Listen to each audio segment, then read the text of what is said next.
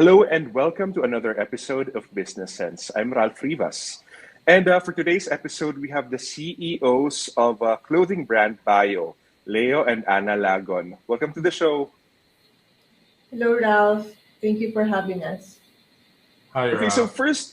first off, it's my first time hearing two CEOs in the company. Usually, one is president, and the other is either a CEO or a chairman, chair. So, how does that work?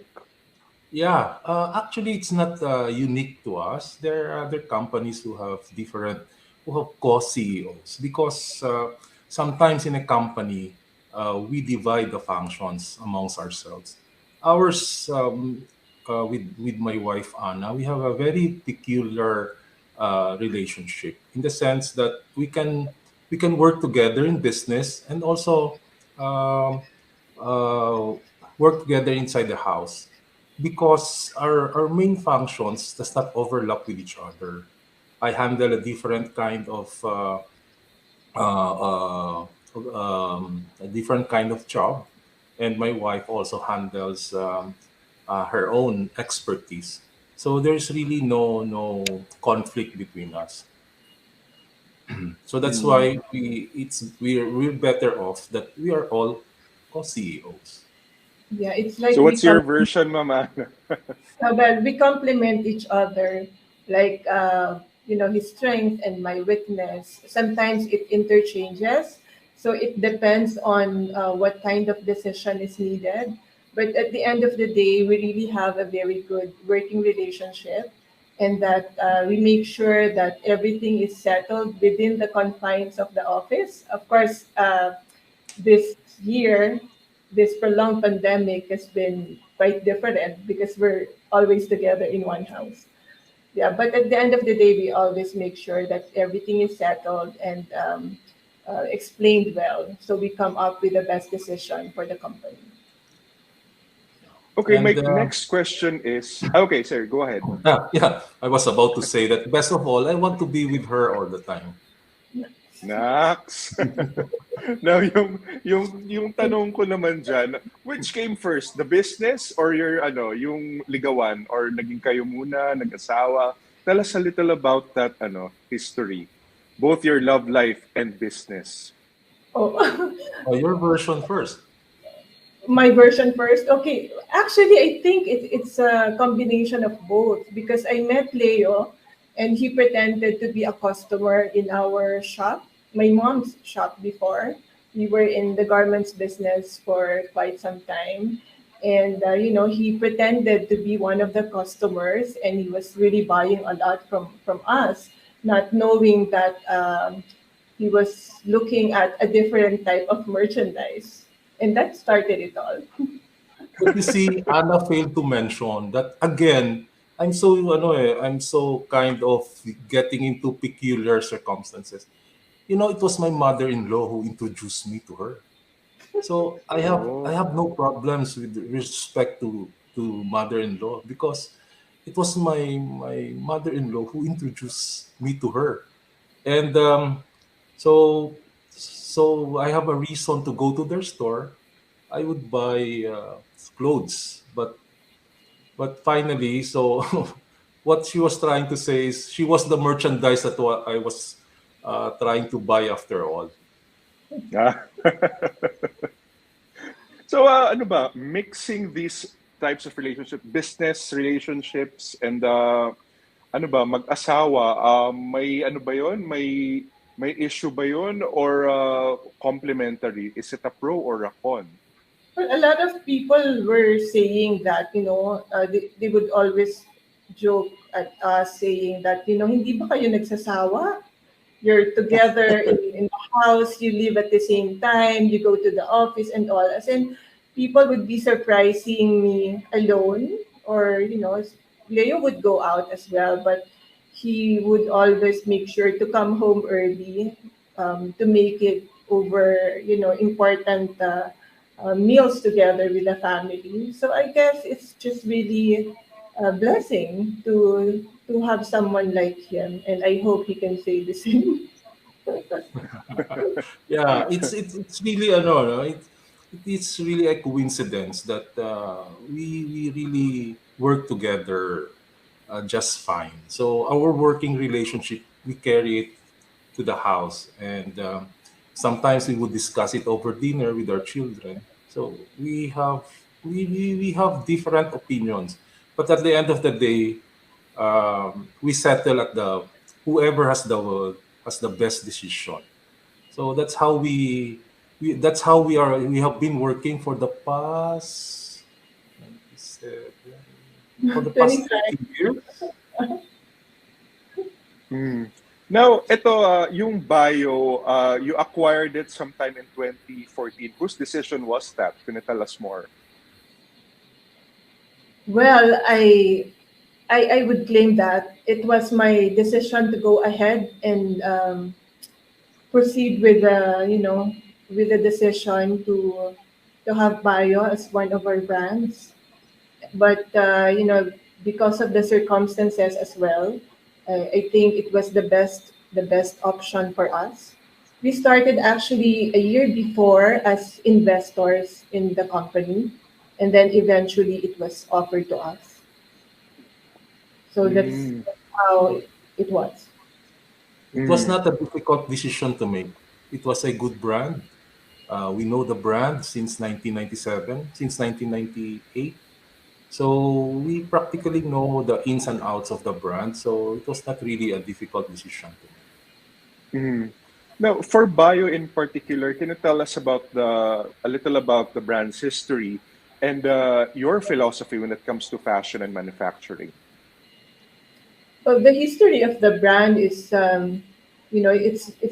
it's been a homegrown Filipino brand, and what's good about it is that they never derailed into the philosophy of embracing how it is to be a Filipino and expressing it through fashion, and that's how we continued it.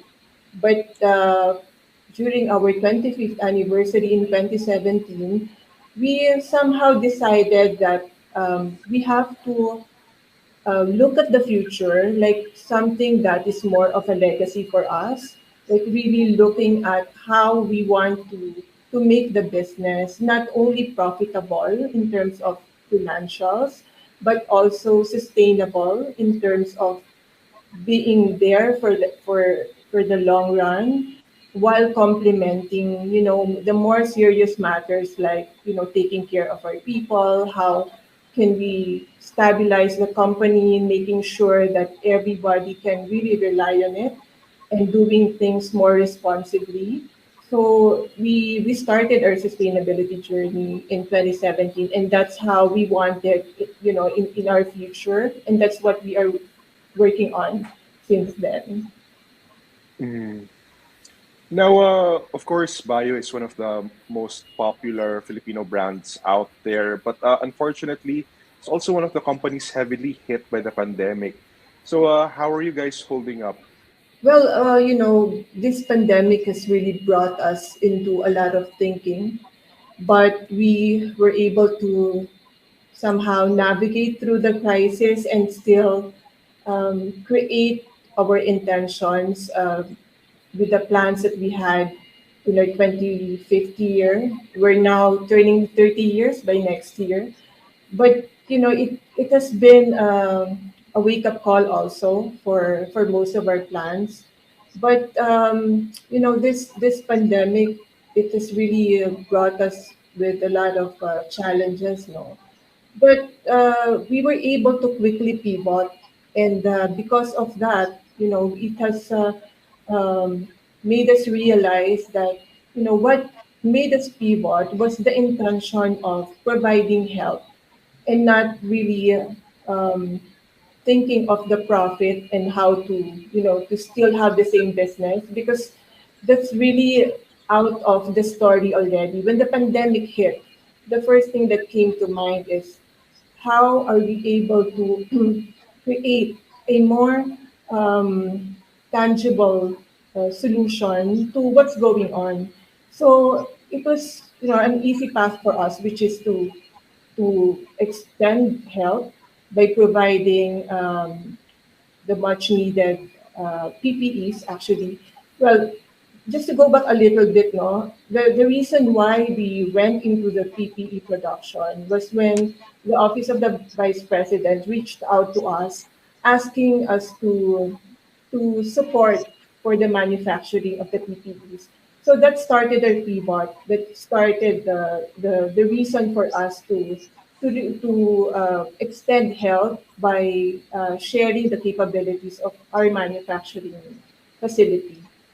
So, even if we were hit hard, even if our revenues are down, our happy quotient is high, and we are all motivated because of that other purpose that we can do using the strength of our business, which is the manufacturing. Mm. Yeah, it was really it is really an understatement when you say that the pandemic affected our business. You see, when the first lockdown was declared, which is about March to May of last year, that is the best time for fashion. So when the medical emergency was declared, we were actually a bit giddy, since all of the sudden we are now faced with a very unpredictable future. So luckily, our manufacturing facility was there to help us pivot into making PPs, which we are still doing until now. It created a temporary cash flow, which enabled us to retain most of our employees. Mm. Now, that's good to hear kasi, unemployment rate right now is still pretty high. And it's kind of still uncertain that, jobs will come back even though mag-open up na yung economy. So tell us about that journey. How were you able to retain as much workers as you could? And what about the stores? What happened to the stores, and what's gonna happen to the stores moving forward? Well, that pivot, no, of manufacturing PPEs, it really opened pathways for us. With the moment we donated the PPEs, it was almost around 15,000 that we made for distribution. Well, the fabrics were provided for free by the OVP. It was also donated to their office, and then our support was to manufacture them. So that was the biggest decision for us, no, to still extend help even if there are no revenues. But then we realized later on that that gesture actually opened up opportunities for us because these products were distributed to medical facilities. They were all medically reviewed, and they were tested to be safe by the use of medical frontliners. So somehow the integrity of the brand was matched together with the product. So we started getting orders from um, LGUs who has their who have their own hospitals, and also other smaller hospitals. So it was um, it was it was like a pre marketing for us, although I didn't want to contextualize it in that sense, but it was just a Mm. realization that when you do something good will come back to you. So imagine the 15,000 PPEs, that's 15,000 uses, and almost how many people can use that. So it's like our products talking for us. So we started getting a lot of orders, not only PPEs but also face masks, because the OSC actually commissioned Bayo to produce a lot of face masks for distribution to different government agencies. It was like almost 500,000 pieces. So again, those 500,000 pieces, they were not sold at a high price. We only gave them a reasonable price because those will be distributed to different agencies. Again, the purpose was to support the needs of whoever needs them because of our capacity to produce. And we really decided to put aside our profits and think of, we should help more because this is the time that business should not be prioritizing profit. So from there, again, with those high number of face masks, we got a lot of good reviews because these are all they all went through DOST, PTRI, the Philippine Textile Research Institute.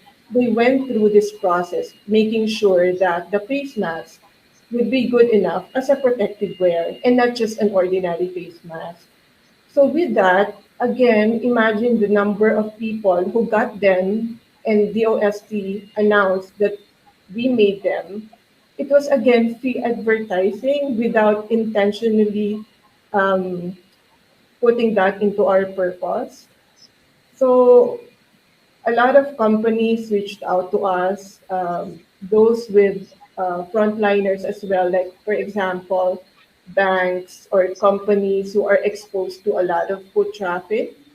So orders keep on coming until today. We're still producing for different corporations for their uniforms, for their protective wear.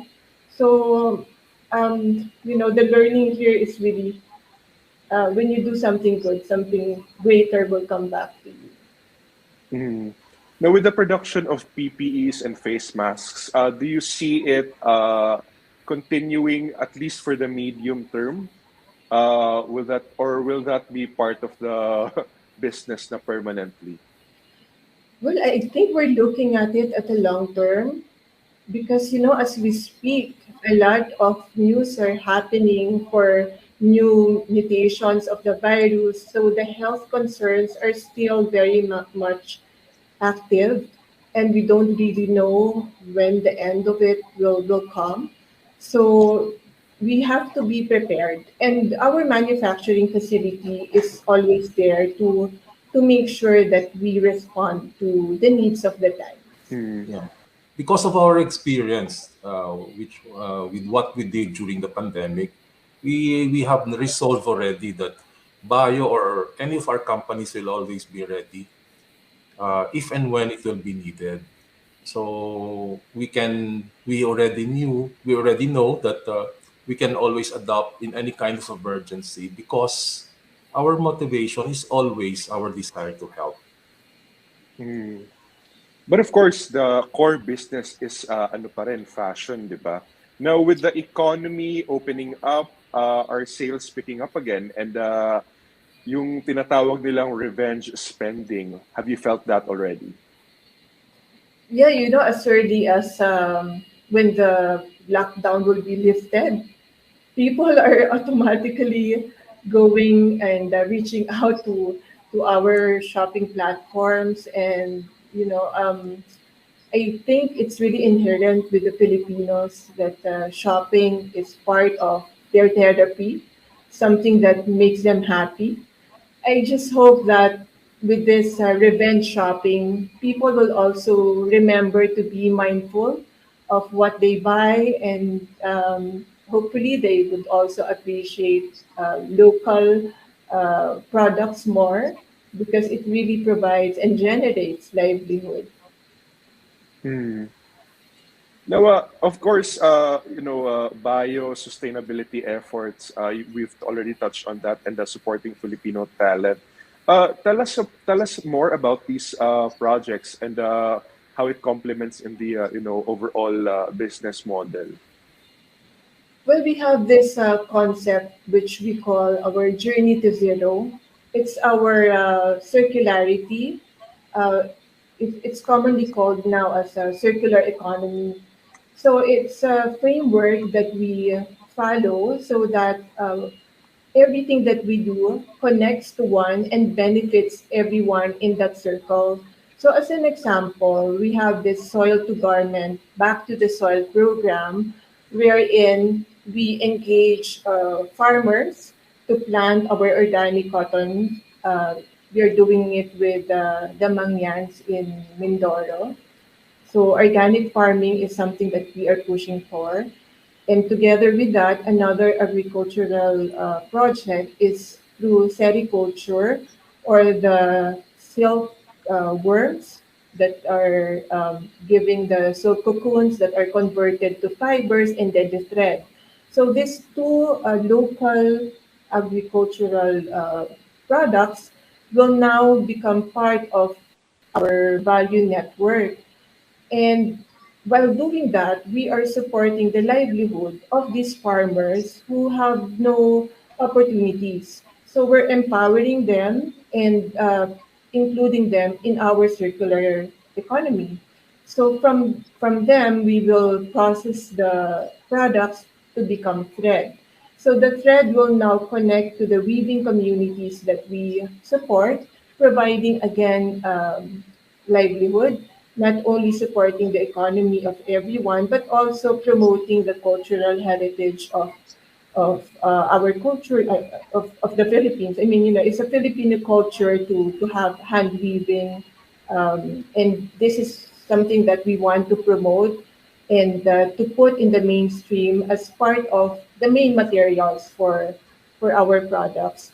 So explaining it to you in a circular manner is like connecting all of these networks so that at the end of the day, Bayo's products will now have sustainable natural resources that supports all of these stakeholders. And not only that, from the threads to the cloth to the products, we are also practicing zero waste, meaning we use patterns that minimize the waste production. If ever there will be waste, we would process them into another product. So our goal here, that's why it's zero, nothing should ever go to waste. So it's like really uniting all of these sustainability pillars that support the five P's. So it's this is medyo ano ha, parang it's too theoretical, but the essence really is, well, there's no other way to say it, but really like a sustainability pillar that supports the people, which is those who are making the products and supporting the value chain, and also from the people to the planet. So that's why we are pushing for the soil to garment, because everything you get from the soil, you can always put it back there. And then Mm. shared prosperity, which is the third P. Instead of profit, it's prosperity because it's for everyone. So everyone in that circle should be able to have this economic growth within their system, which is coming from the benefit of all of their actions together. And then we also support it with collaborations, which is very important for the partnerships. So we cannot do this alone. We engage also government agencies with our programs. In all of this, no, it's really asking everyone to be part of that circular process so that we can achieve a higher impact for everyone. Mm. Now, let me digress a little. No? Who's in charge ba when it comes to the company's numbers, the financials? Dale. That's my cup of tea. Okay, so my question is, I mean, we've all yung coming up from the discussion on sustainability and the pandemic. There, of course, there's pressure to make money again. Everybody's talking about profits going back to pre-pandemic levels.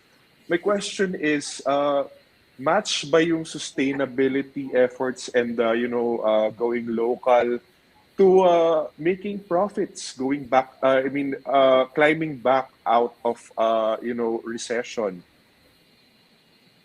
You see, this is our business philosophy. When we do what is close to our hearts, profit will always take a backseat. Of course, everyone needs money. The company needs money, but we are very simple people. We have simple likes. So we don't really need a lot of profit. But you see, when you see when you see these communities thrive because of what you did, that is more than the profit that you can take. So, like for example, what we do, what we do is Not only that do we provide for all the things, we also look at through their processes. Why is it that, for example, why is it that weaving is a dying industry? So we always ask that question. Why is it that nobody's buying? This precisely because the fabrics that they produce are very expensive. So why is it very expensive? So we walk through the process. It's very expensive because it's all manual labor, and there is no device that can save the the the laborer from doing all of these things. So all of this number of hours are being charged to that fabric, which makes it very expensive. When it's very expensive, only uh, a small part of our population can afford. So the first thing that we did was to do something to lower their costs. So, for example, do you know that for you to set up 20 yards of yarn, it would take a weaver 4 days at least. So what we did Mm. was to cut that 4 days, and instantly we saved 4 days of labor costs. So you see, it's not always the sustainability portion of our business is not being equated to profits, because this is where the satisfaction comes. And when you're satisfied, then it's equal to profit. It's not monetary, but it warms your heart, and then you can also think properly. You can think of other, and people will always recognize what you are doing, and ultimately, people will support our brands because of what we did to this particular community. That is what we are trying to do. We don't look at profits right away. We look at how we can improve the system, improve the process, and how we can help in our own little way, help the economy thrive. Because if the economy prosper, the first beneficiary would be us. Not Mm. directly, but maybe indirectly, in the sense that people will now have more purchasing power to maybe buy clothes, and maybe they will buy from Bayo. So that's the indirect way of trying to uh, pump prime the economy in a very small segment of society. Okay. Very, very interesting points that you raised there. And moving to competition naman, of course, there are foreign brands and other lots of fashion companies, trying to recover from this pandemic without naming your secrets, the industry secrets. What's going to be Bio's strategy moving forward? We always try to improve our quality so that people would have a good reason why they buy from us. Not because we are a local brand, but because, we can provide what they need at a very affordable or accessible price. And there is really, value for what they are buying. So I think it's something that is has been working for us. The brand integrity is very important, putting more value into the product, and the making sure that people are happy when they buy it. Otherwise, Bio is here to always respond to the needs of our customers. Yeah, that has been Mm. our business philosophy. We don't look at competition. We always compete with ourselves, and that is what I agree with what Anna had said. Uh, because when people will say that you have to support local so that the economy will grow, it's not only that to buy from local because you're from the Philippines. You have also to prove that people will buy local because you are selling products that are world class. So it's not enough. Oh, you should support local because you are from the Philippines.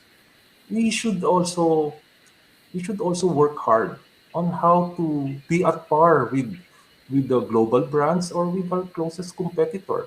That's the only way we can convince people here in the Philippines to buy local. So it should not stop there in that mantra that we should support local. Everyone has to work hard also to sell good products. Mm. Now, I heard lots and lots of really, really good points. This has been a really good discussion about sustainability, about recovering from the pandemic, and your love life and how it benefits the business overall. Again, thanks so much for your time, CEOs of clothing brand Bayo, Leo, and Ana Lagon. And this has been another episode of Business Sense. I'm Ralph Rivas. Thanks for watching.